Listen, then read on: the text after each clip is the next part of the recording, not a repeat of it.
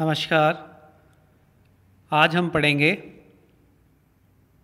Secondary growth in dicot roots, द्विबीजपत्री मूलों में द्वितीयक वृद्धि।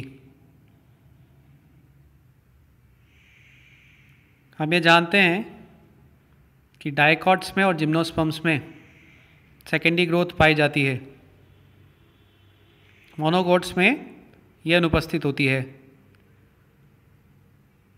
डाइकॉट्स में रूट्स में सेकेंडरी ग्रोथ का प्रारंभ प्राथमिक संरचना बनने के शीघ्र पश्चात वृद्धि शीर्ष के पीछे वाले भाग में हो जाता है।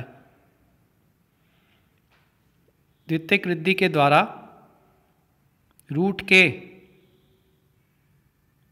प्राथमिक शरीर में अतिरिक्त उत्तक बनते हैं और इसकी मोटाई में वृद्धि होती जाती है। द्विबीजपत्री मूल में द्वितीयक वृद्धि दो प्रकार से होती है। वेस्कुलर कैम्बियम या संवहनेदा द्वारा और कॉर्क कैम्बियम द्वारा। वेस्कुलर कैम्बियम या संवहनेदा द्वारा जो द्वितीयक वृद्धि होती है, इसका प्रारंभ संवहन कैम्बियम की उत्पत्ति से होता है, फॉर्मेशन ऑफ वेस्कुलर कैम्बियम। ये चित्र इस प्रोसेस को समझने में हमारी मदद करेंगे। लेफ्ट हैंड साइड वाले चित्र को देखिए। यहाँ हमें द्विबीजपत्री मूल में मिलने वाले वेस्कुलर बंडल्स दिखाई दे रहे हैं। हमें पता है कि रूट के जो वेस्कुलर बंडल्स होते हैं वो रेडियल प्रकार के होते हैं, अर्थात जाइलम और फ्लोएम अलग अलग त्रिज्या पर, अलग अलग रेडियस पर स्थित होते हैं।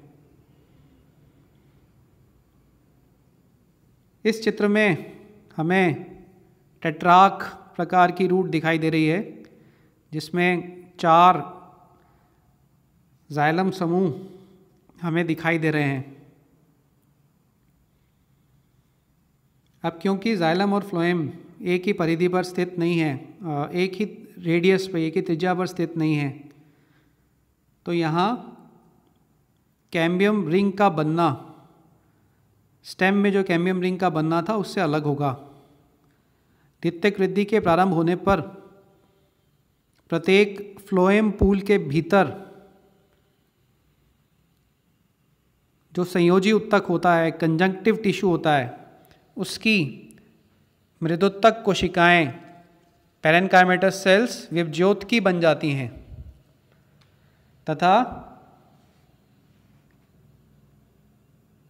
कैम्बियम की पट्टियों का, स्ट्रिप्स का निर्माण करती हैं। ध्यान से देखिए। सबसे पहले इस चित्र में, बाएं तरफ वाले चित्र में देखिए कि फ्लोएम आपको कहाँ दिख रहा है। फिर इस फ्लोएम के नीचे की तरफ देखिए, कुछ लाइन आपको दिखाई देंगी। ये कैम्बियम स्ट्रिप्स का निर्माण हो रहा है फ्लोएम के नीचे की तरफ कंजक्टिव टिश्यू से। इस प्रकार कैम्बियम की उतनी ही पट्टियां बन जाती हैं जितने की फ्लोएम पूल होते हैं। यदि रूट में डायआर्क कंडीशन है तो 2 पट्टियां बनेंगी। अभी जो हम चित्र देख रहे हैं इसमें टेट्रैक कंडीशन है, तो यहाँ 4 पट्टियां बनेंगी। इसी समय प्रोटोजाइलम के सम्मुख स्थित पेरिसाइकिल, इसकी कोशिकाएं भी विभज्योत की हो जाती हैं, जिससे यहाँ पे भी कैम्बियम की पट्टियां बन जाती हैं। मैं फिर दोबारा इस चीज़ को एक्सप्लेन करता हूँ। फ्लोएम के बाहर एक अलग कैम्बियम स्ट्रिप बन रही है फ्लोएम के अंदर, और जाइलम के बाहर पेरिसाइकिल से एक अलग कैम्बियम स्ट्रिप बन रही है। अब दोनों प्रकार की विभज्योत की पट्टियाँ, अर्थात फ्लोएम के ठीक नीचे वाली कैम्बियम की पट्टी और पेरिसाइकिल के मेरिस्टेमेटिक होने से बनी जाइलम के ऊपर वाली जो पट्टियाँ हैं, स्ट्रिप है, एक दूसरे से मिलकर कैम्बियम की एक लहरदार वलय बनाती हैं या एक वेवी रिंग बनाती है। तो यह रिंग जो है यह फ्लोएम समूहों के नीचे की ओर और जाइलम समूहों के ऊपर की ओर स्थित होती है। ये कंडीशन स्टेम से अलग है। स्टेम में जो कैम्बियम रिंग बनती थी वो सामान्य बनती थी। रूट के अंदर जो कैम्बियम रिंग बन रही है वो वेवी बन रही है, क्योंकि यह फ्लोएम के अंदर की तरफ और जाइलम के बाहर की तरफ स्थित है।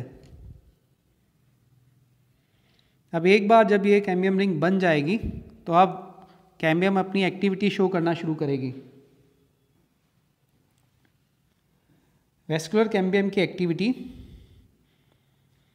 वैसी ही होती है जैसी कि हमने स्टेम में देखी थी।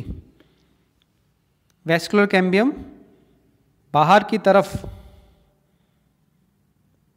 सेकेंडरी फ्लोएम का निर्माण करेगी और अंदर की तरफ यानी रूट के इनर साइड में सेकेंडरी जाइलम का निर्माण करेगी।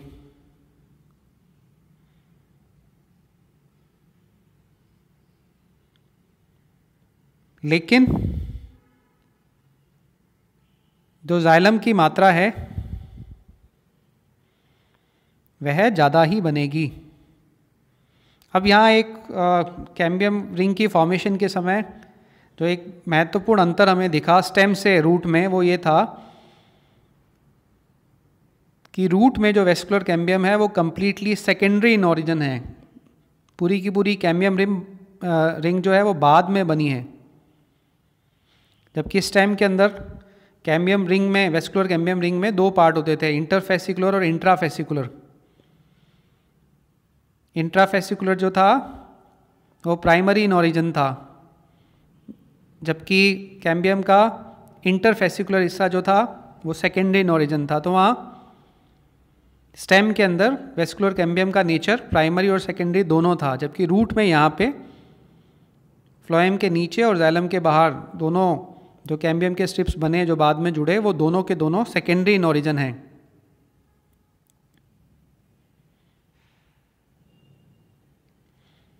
अब एक और स्टेम और रूट का जो एनाटमी का सेकेंडरी ग्रोथ का एक बेसिक डिफरेंस जो है वो हमें दिखेगा। वेस्कुलर कैम्बियम का वो हिस्सा जो कि पेरिसाइकिल से बना है वो पिथ रेज या मेडुलरी रेज भी बनाएगा। ये पिथ रेज पैरेन्काइमा मृदोतक की बनी होती हैं। इन पिथ रेज को प्राइमरी मेडुलरी रेज कहते हैं। ये मल्टी सीरिएट होती हैं। कुछ मेडुलरी रेज का निर्माण रिमेनिंग वेस्कुलर कैम्बियम से भी किया जाता है। इन्हें सेकेंडरी मेडुलरी रेज कहते हैं। ये यूनिसीरिएट होती हैं। इस तरह रूट की सेकेंडरी स्ट्रक्चर में दो तरह की मेडुलरी रेज मिलती हैं। ऐसी दो तरह की मेडुलरी रेज का मिलना डाइकॉट रूट की सेकेंडरी ग्रोथ का विशिष्ट लक्षण है।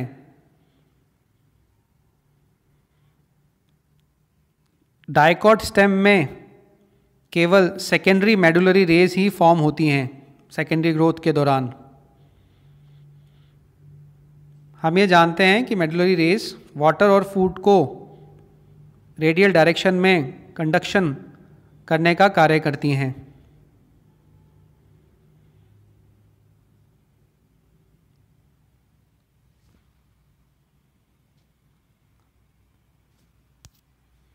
इन चित्रों के अंदर आप कैम्बियम की एक्टिविटी से बाद में रूट में क्या चेंजेस आएंगे उनको देख सकते हैं। शुरू में जो वेवी कैम्बियम रिंग थी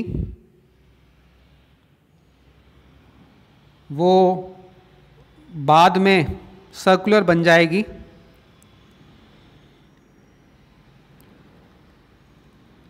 क्योंकि सेकेंडरी जाइलम जो है वो इसकी शेप को चेंज कर देगा।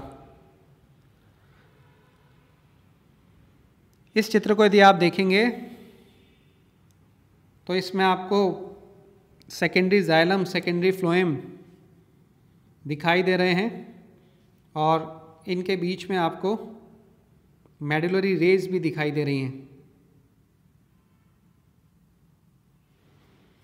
प्राइमरी जाइलम जो है और प्राइमरी फ्लोएम जो है वो सेकेंडरी टिश्यूज़ के द्वारा अंदर की तरफ जाइलम को और बाहर की तरफ फ्लोएम को धकेल दिया जाएगा।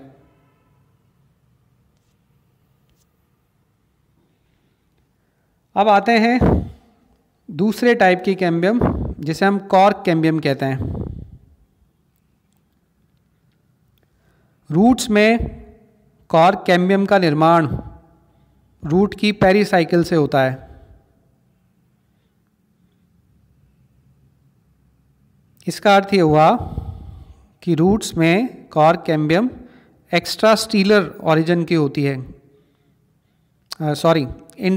स्टीलर ओरिजिन की, स्टील से बनती है, क्योंकि पेरीसाइकिल जो है वो स्टील का हिस्सा होता है, जबकि स्टेम के अंदर